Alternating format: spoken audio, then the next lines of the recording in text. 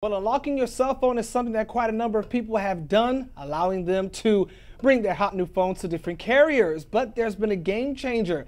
Unlocking your cell phone is now illegal and can carry severe penalties. Congress and the White House have stepped up to the plate and voice their opinions as well. Here to tell us all about this controversial law and what might happen to it, our resident tech expert, Stephen Miano, owner of that computer store. Okay, Stephen. Yes. Let's go straight to it. The line question deals with unlocking your smartphone. What exactly does this mean?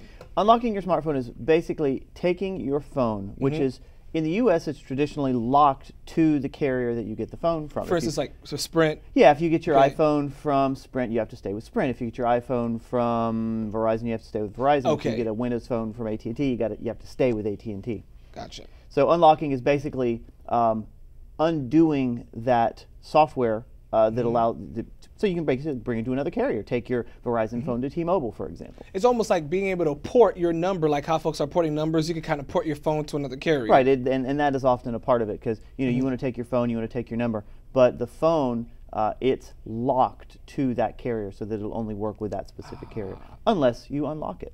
So unlocking your phone essentially, makes it portable so that you're not locked into a specific carrier, like, as you talked about before. So why is this so bad? Why can't I just do it? Well, it's been legal from 2006 until around January, when some provisions of the Digital Millennium Copyright Act lapsed, and lobbyists basically got in the way and said, hey, let's make this illegal. Let's give this some really stiff penalties so that if you buy your phone from a specific carrier, you can't take it anywhere else, even after your contract is up. Oh, wow. Yeah. Now, I've heard that we do know for a fact that there are several mobile companies and telephone companies that are on board with the idea of unlocking cell phones. Yeah, there's a huge consortium. There's like 26 companies, Sprint, T-Mobile, and some others are actually part of that alliance. And then you have AT&T, Verizon, and some others on the other side of that really fought for this law.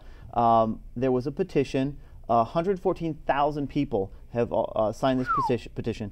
The White House weighed in, changed their stance on that. Congress has proposed some legislation to basically the Unlocking Technology Act, which will make it legal to take your phone off or your tablet off of the carrier that you're locked into, which currently it's illegal. Wow. For the past few months. So this petition really kind of helped push for more independence, we could say, of being able to unlock your cell phone. I mean, a lot of people instantly got really unhappy about this, because when we talked about it in Canada, the same week that this was passed into law in the U.S., Canada proposed legislation to require carriers to unlock your phone so that you're not trapped with a specific vendor, because it's not really like that anywhere else in the world. We're the only ones that do it that way. That's pretty interesting. Wow. Really quick, Stephen, so what are the implications here? What if, things go sour and it's back to you can't unlock your phone? It's bigger than phone unlocking, actually. Okay. And NASA, for example, is looking at using Android phones to make cheap satellites.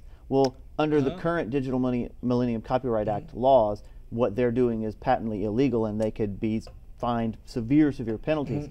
So I think what we're looking at is a series of laws that are behind the times. So this is kind of a big cannon shot across the bow of the DMCA, and I think it's time, because that laws need to change.